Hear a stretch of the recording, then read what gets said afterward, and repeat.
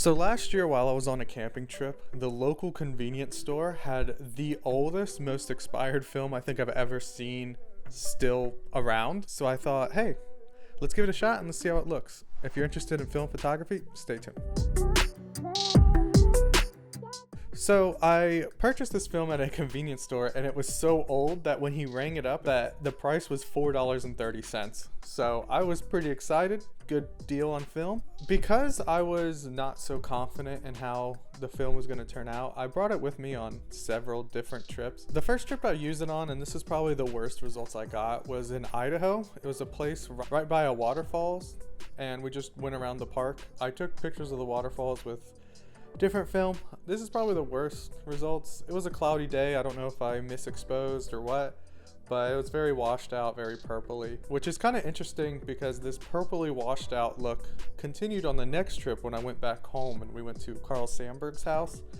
And it was very purpley and washed out. I know I exposed it properly this time. I was still able to pull a decent amount of color out of the images, and I was pretty happy with them.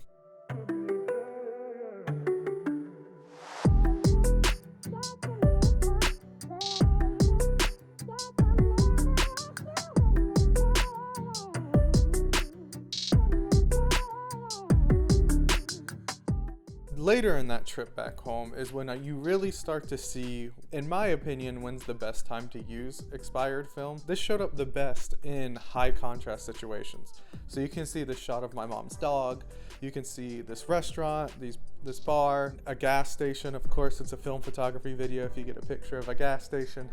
And anytime it was high contrast, this is where I think expired film shows the best. And this point was further proven later in between trips. I took a picture at my girlfriend's family home of just kind of an interesting lighting that was hitting in their living room. It kind of showed off perfect, and I really liked the way these came out. And I think if you're gonna shoot expired film and you want to get the best possible result, I would say aim for more high contrast situations.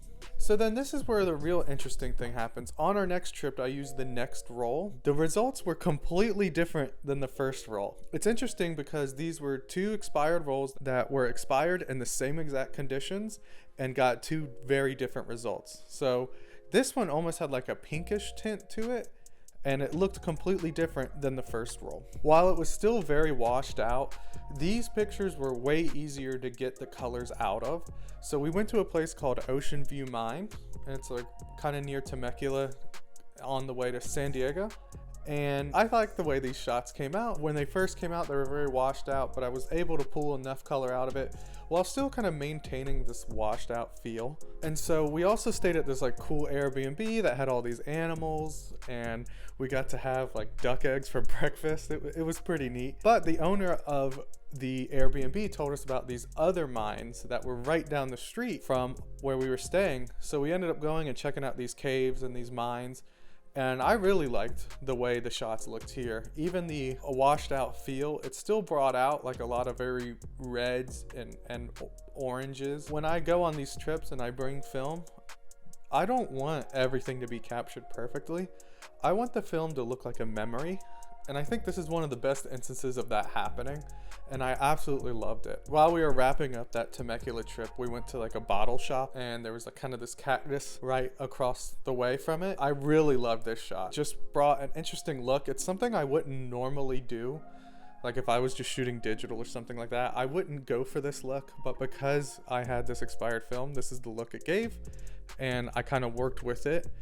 And I really like the way it looks. Same with the bottle shop. I think there's another couple shots in this area that I just really like, and it really came out good. And then the third roll, I don't know what happened to it. I know I used it, but I think I've been shooting a lot of expired film. I've been shooting a lot of like Portra 160 VC. And I think it just kind of got intermixed, and I don't think I could tell the difference between the two. But I think even these two rolls kind of show what's interesting about expired film. Here were two rolls expired in the exact same way, and they brought extremely different results.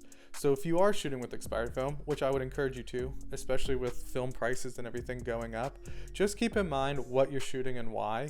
I loved it because, again, I wanted to capture something that felt like a memory, and these definitely do. but if I was gonna do something where I needed the colors or I wanted the colors to be more true or more exact, this is not the film I would use. I still really enjoyed it. So if you see some expired film, get it. Well, that's gonna pretty much wrap everything up. If you would like to see my film Lone Pine, you can still see it by purchasing one of the Lone Pine fabrics. There will be a link down below at shops carrying it.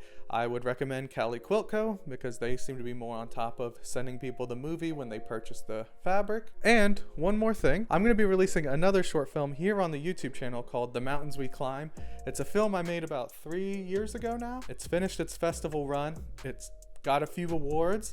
If you would like to see it, the premiere link will be down below, but it'll also be on my channel. Want to check that out, please do. We shot part of it on Super 8. Don't forget to like and subscribe, and I will see you on the next one. Thanks. Bye.